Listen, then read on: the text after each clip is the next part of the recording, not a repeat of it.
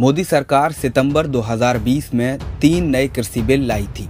राष्ट्रपति की मोहर लगने के बाद अब वे कानून बन चुके हैं।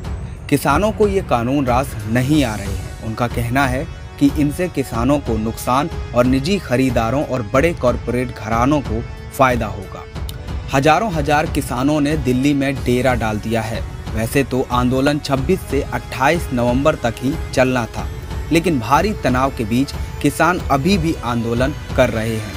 आगे की रणनीतियों पर किसानों संगठनों के बीच विचार विमर्श चल रहा है।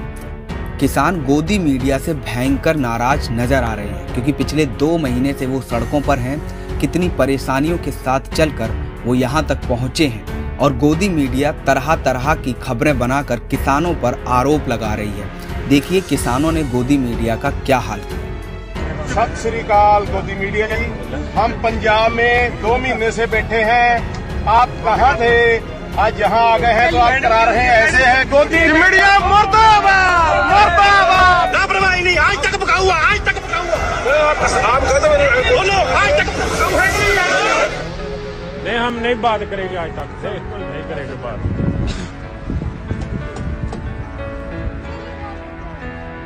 तो वहीं किसान संगठनों ने गृह मंत्री अमित शाह के उस प्रस्ताव को मानने से मना कर दिया है, जिसमें उन्होंने किसानों से अपील की थी कि वे दिल्ली पुलिस की चिन्हित जगह पर आंदोलन करें। तब सरकार 3 दिसंबर से पहले किसानों से बात करेगी।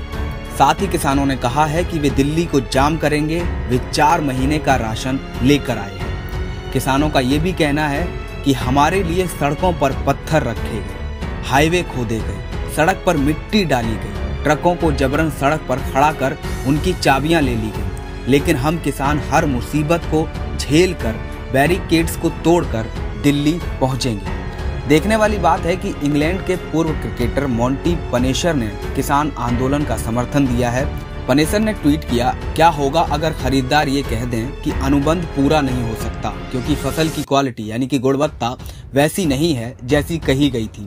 ऐसे में किसान के पास क्या सुरक्षा है? कीमत तय करने का कोई विकल्प इसमें नए कृषि कानून में नहीं है। पनेसर ने ट्वीट पर जो वीडियो शेयर किया है, उसके कैप्शन में उन्होंने लिखा, भारत के किसान अपनी सरकार से अपने सवालों के जवाब मांग रहे हैं। इस वीडियो को उन्होंने BJP, Narendra Modi, farmers, Indian farmers, Boris Johnson, Dominic Raab को भी टैग किया है।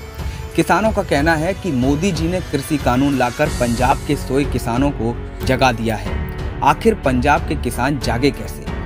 किसानों का कहना है, पंजाब में विरोध इसलिए ज्यादा है क्योंकि हम जागती कौम हैं। हमारे घर खेती से चलते हैं। हम पंजाबियों ने मुगलों से लेकर अंग्रेजों तक के कानूनों से विरोध किया है। जो गलत है हम उसका विरोध करते हैं। लेकिन पीएम मोदी समेत पूरी सरकार कह रही है कि ना मंडी खत्म होगी ना एमएसपी, फिर आंदोलन क्यों?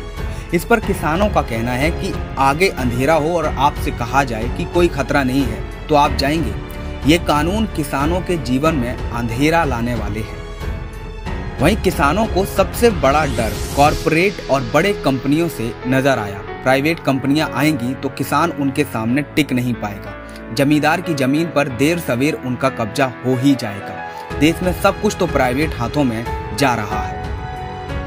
संविधान निर्माता बाबा साहब डॉक्टर भीमराव अंबेडकर ने भी किसानों की हक के लिए प्रदर्शन किए थे। डॉक्टर अंबेडकर का मानना है, हमारा अंतिम उद्देश्य होना चाहिए किसान की क्षमता बढ़ाना। उनकी नज़र में किसान कभी भी पूंजीपति नहीं हो सकता। वो एक के बाद दूसरी और फिर तीसरी फसल उपजाता है, और चूंकि उसके पास पर्याप्त पूंजी नहीं होती, इसलिए एक फसल को बेचकर दूसरी फसल की तैयारी करता है। ऐसे में यदि किसानों ने एक साल अच्छी कमाई कर भी ली तो अगले साल सूखा पड़ने की स्थिति में उनकी दशा फिर से वही हो जाएगी। लिहाजा जरूरी ये है कि सरकार अपनी उचित भूमिका निभाते हुए किसानों के लिए ऐसी स्थिति बनाए कि वे उचित दाम पर अपनी फसल बेच सकें। इसके साथ साथ बाबा साहब ने किसानों को बिचौलिए से बचाने की भी बात कही थी। मगर दुर्भाग्य की बात यह है कि 100 साल पहले भविष्य का खाका खींच दिए जाने के बाद भी हम इस दिशा में सक्रिय नहीं हो सके हैं। Bureau report, the national news.